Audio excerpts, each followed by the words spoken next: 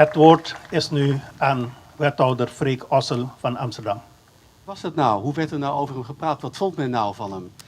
En zij noemde een paar dingen gisteravond die ik gewoon even heb opgeschreven. Omdat ik dacht, ja, ik ken hem niet, maar misschien zegt het wat. Zij noemde de woorden sociaal, innemend, vrolijk en ook verbindend. En toen dacht ik van, oké, toen was hij 15. Hij zou nu 41 jaar geweest zijn, als ik alles goed optel. Wat was er nou van hem geworden? We weten het niet. Was het een Ruben geworden? Was het een Sergio geworden? Iets oudere Sergio natuurlijk, maar misschien nog meer geslaagd in allerlei opzichten. We zullen het niet weten. En dat besef, dat is natuurlijk verschrikkelijk. We staan hier vandaag bij het beeld van Mama Barranca. Van de kunstenaar Nelson Carrillo. Vanwege een datum die in ons geheugen gegrift staat. 20 augustus 1983. De sterfdag van Karen Duijnmeijer 26 jaar geleden. Door hier vandaag bijeen te komen, gedenken we niet alleen Kerwin, maar tonen we vooral ook onze afschuw en afkeer van racisme in onze samenleving. Racisme en discriminatie komen in alle lagen en culturele groepen van de bevolking voor. Arm-rijk, wit tegen zwart, zwart tegen wit, wit tegen wit, zwart tegen zwart. Als overheid staan wij niet alleen in ons optreden tegen racisme en discriminatie. Er zijn talloze initiatieven van burgers en netwerken tegen racisme. Op scholen wordt ook de nodige aandacht besteed aan dit onderwerp. En ook de stichting die deze bijeenkomst heeft georganiseerd is een heel goed voorbeeld van het gedenken en het wijzen op de afschuw van racisme en discriminatie. Het lijkt van alle tijden. En er bestaat geen wondermiddel. Dat weten we. Dat maakt het niet minder belangrijk om in te zetten op de manier waarop Amsterdammers met elkaar omgaan. De gemeente heeft weinig invloed op de persoonlijke oorzaken van discriminatie. Laten we daar gewoon eerlijk over zijn. Maar samen met anderen kan de stad discriminatie tegengaan. En op termijn denk ik ook echt verminderen. Want discriminatie, anderen hebben het ook al gezegd, is een vorm van onvrijheid. Met soms hele vreselijke gevolgen. Vrijheid, diversiteit, tolerantie. Het zijn misschien voor sommigen wat oude begrippen, maar ze zijn nog steeds heel hard nodig voor de stad en voor een hele goede Amsterdamse samenleving. Dat is niet alleen een sociale ambitie, dat is ook breed maatschappelijk nodig. Ja, zelfs, en begrijpt u mij goed, ook economisch.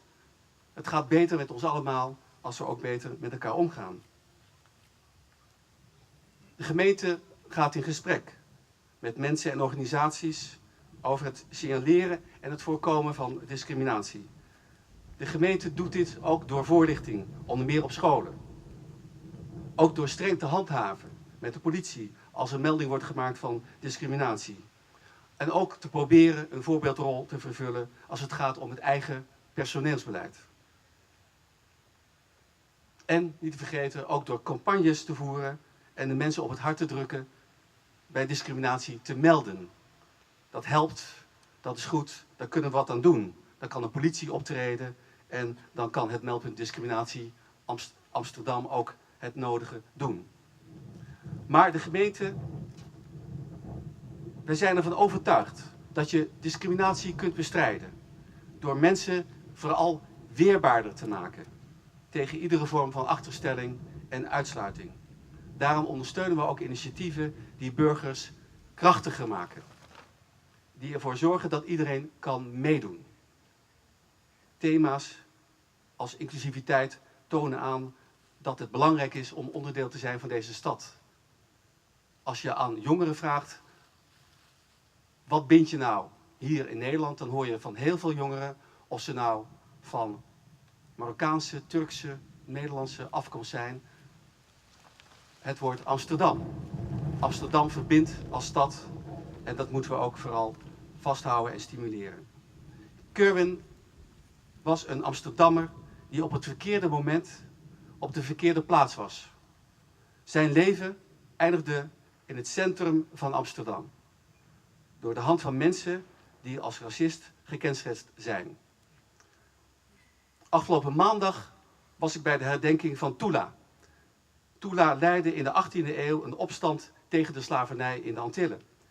De bezetter sloeg het keihard neer, maar bood vervolgens aan Tula clementie als hij de opstand zou opgeven en weer slaaf zou worden.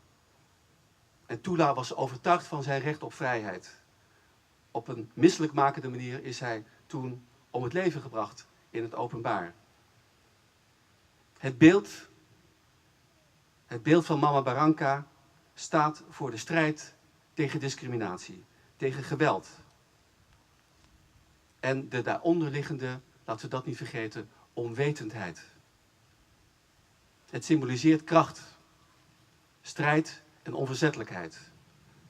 Laat Amsterdam een bolwerk zijn van verdraagzaamheid en tegelijk van kracht en onverzettelijkheid. Dank u wel. Hartelijk dank, wethouder.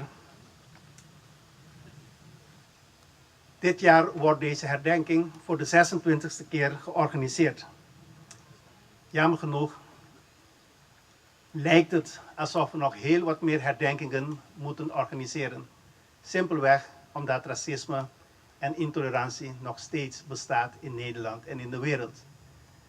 Deze herdenking moet ons steeds richten op de gedachte van wat die 3 jongens nogmaals vanaf het begin deden.